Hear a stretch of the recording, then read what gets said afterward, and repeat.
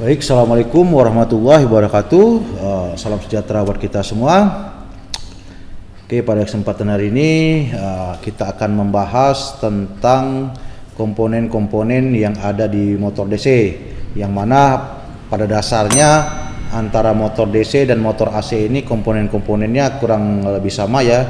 Di situ ada stator dan ada rotor.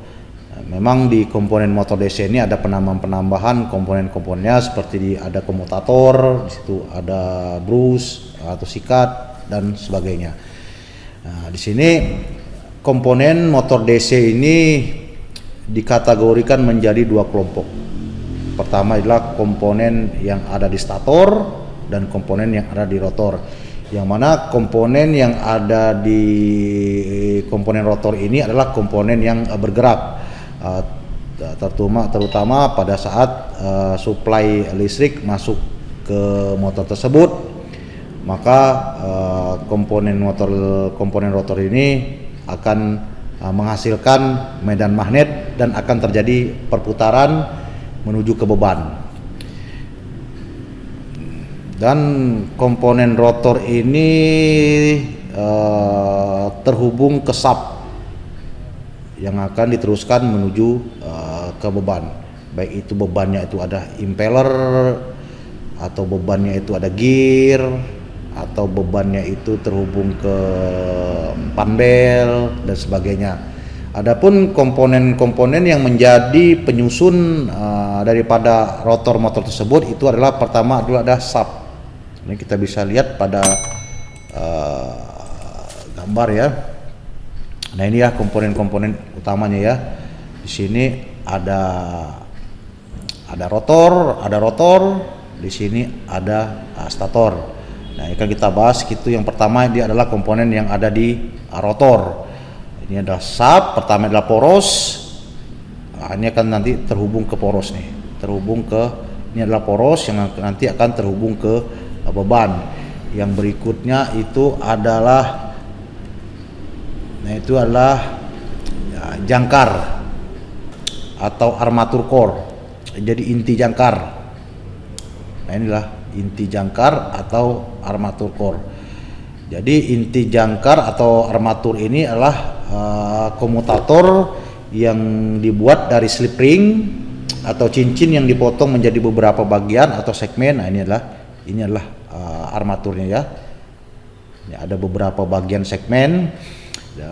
Jadi slip ring dibuat dari tembaga dan terbagi menjadi dua atau lebih, jadi sesuai dengan jumlah belitan armatur tersebut.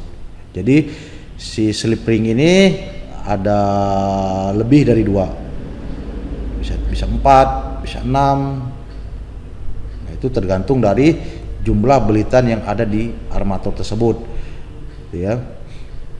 Jadi bagian komutator yang ada di motor DC ini adalah komponen yang bisa dibilang sangat penting, karena fungsi daripada komutator ini adalah membalikan arah arus listrik ke dalam kumparan motor DC ini, membalikan arah arus listrik.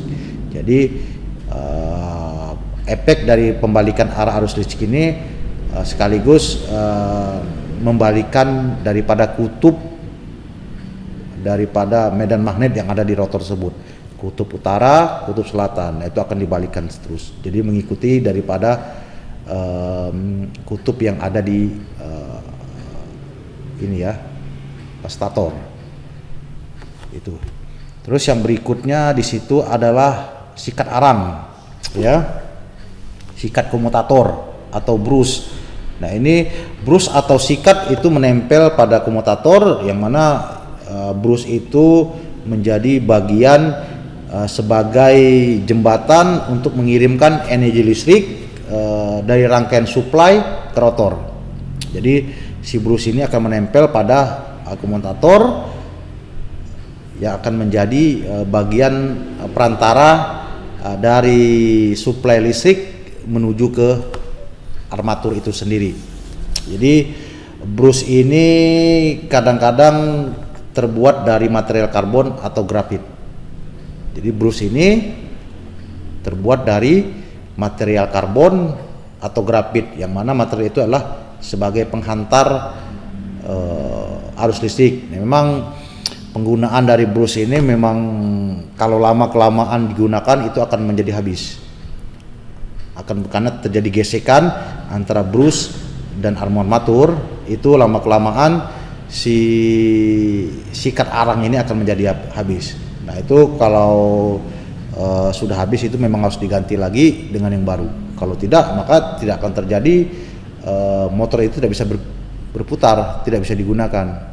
Jadi harus ganti. Itu ya.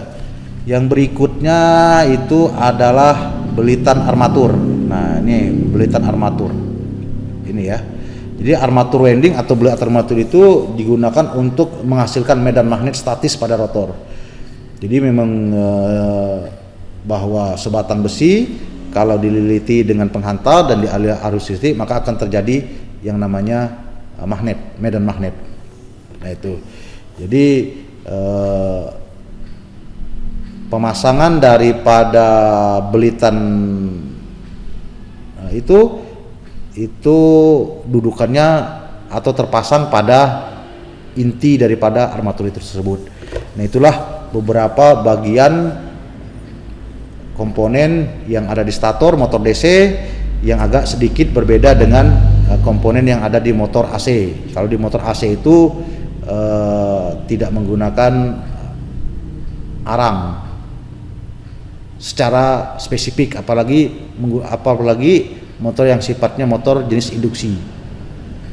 Berbeda dengan motor DC, dia tetap menggunakan yang namanya biasa menggunakan arang atau brus pada komutator tersebut. Oke, itu saja yang dapat saya sampaikan mengenai komponen-komponen yang ada di motor DC. Kita akan masuk ke materi berikutnya adalah komponen-komponen yang ada di motor DC, khususnya adalah bagian daripada stator motor DC. Wabillahi taufik wal hidayah. Assalamualaikum warahmatullahi wabarakatuh.